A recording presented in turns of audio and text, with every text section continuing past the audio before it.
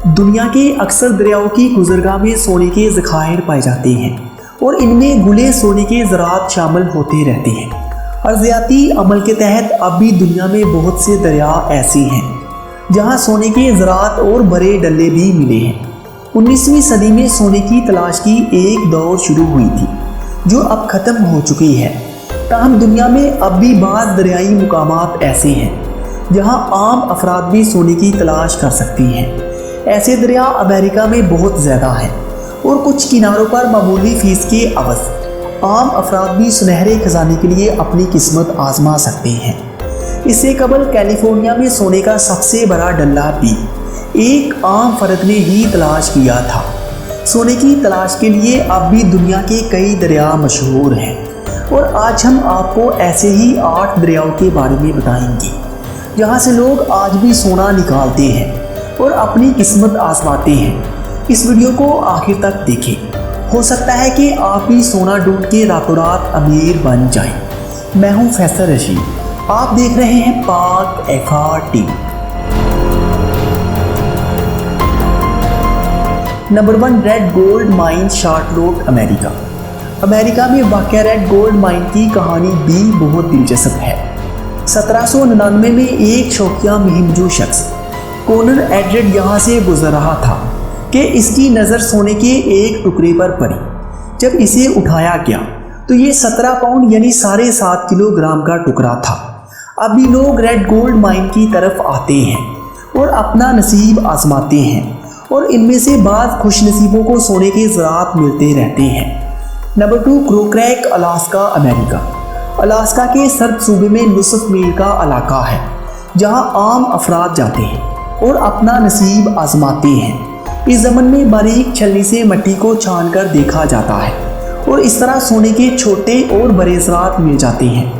کروکریک میں پانی کے نیچے بہاؤ والے مقام پر سونا ملنے کے امکانات زیادہ ہوتے ہیں۔ نمبر 3، دریائے امریکہ، کیلیفورنیا، امریکہ۔ دریائے امریکہ امریکن ریور میں سونے کی تلاش کی دور 1848 میں شروع ہوئی تھی۔ سب سے پہلے دریا کے کنارے کولوما کے مقام پر اس کے آثار ملے۔ دریائے امریکہ کے 2 مقامات پر عام افراد کو مٹی چھاننے اور سونا ڈھونڈنے کی عام اجازت ہے۔ اگرچہ یہاں پائے جانے والے سونے کی مقدار کا ریکارڈ موجود نہیں، لیکن لوگوں کی بڑی تعداد اب بھی اپنی قسمت آزماتی ہے۔ نمبر 4، رائے پیچ، نیواڈا، امریکہ۔ یہ علاقہ محبوبہ پہاڑیوں کے پاس موجود ہے۔ یہاں پر خاص شکل کے سونے کے زراعت مل سکتے ہیں۔ خوبصورت شکل کے سونے کی زراعت نودرات جمع کرنے والے ہاتھوں ہاتھ خرید لیتے ہیں۔ واضح رہے کہ سونے کی زراعت یہاں کی نرم مٹی میں پائے جاتے ہیں۔ لوگ یہاں چھلنی اور دانتی ڈیٹیکٹر سے اپنی قسمت آزماتے ہیں۔ اس جگہ سرکاری اراضی سے سونا اٹھانے اور لے جانے کی اجازت ہے۔ نمبر 5، دریائے کلڈائک، یاکون، کینیڈا۔ اس مقام میں ایک جگہ بونیزا کریک ہے جس کا پرانا نام ریبٹ کریک تھا۔ یہاں پر پہلی مرتبہ 1896 میں سونا ملا تھا۔ چونکہ یہ علاقہ بہت بڑا اور مناسب ہے، اس لیے لوگوں کی بڑی تعداد اپنی قسمت آزمانے یہاں آتی رہتی ہے۔ یہاں صرف اسی علاقے سے سونا نکالا جا سکتا ہے جو اراضی وفاق کے زیر اہتمام ہوتی ہے۔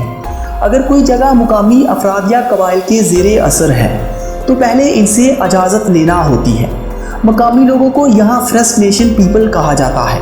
نمبر 6، دریائے Arrow, Otago, New Zealand. New Zealand میں سونے کی تلاش ایک اچھا مشغلہ ہے۔ اس ملک میں بہت جگہ پر سونے کے ذخائر موجود ہیں۔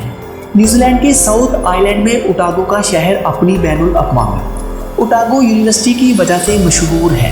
یہاں ایرو ریور قیمتی پیلے زراعت کی وجہ سے مشہور ہے۔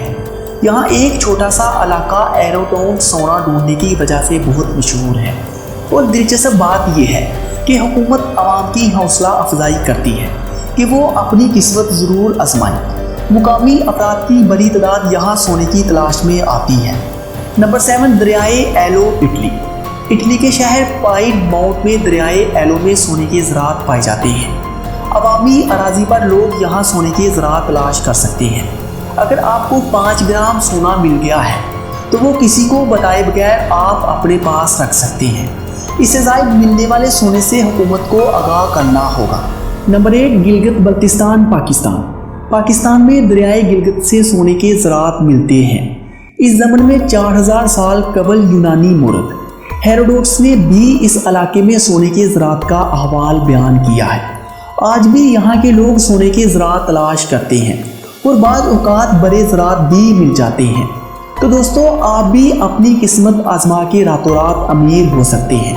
और अगर आपको ये वीडियो अच्छी लगी तो इसे लाइक करें और अपने दोस्तों तक भी शेयर करें।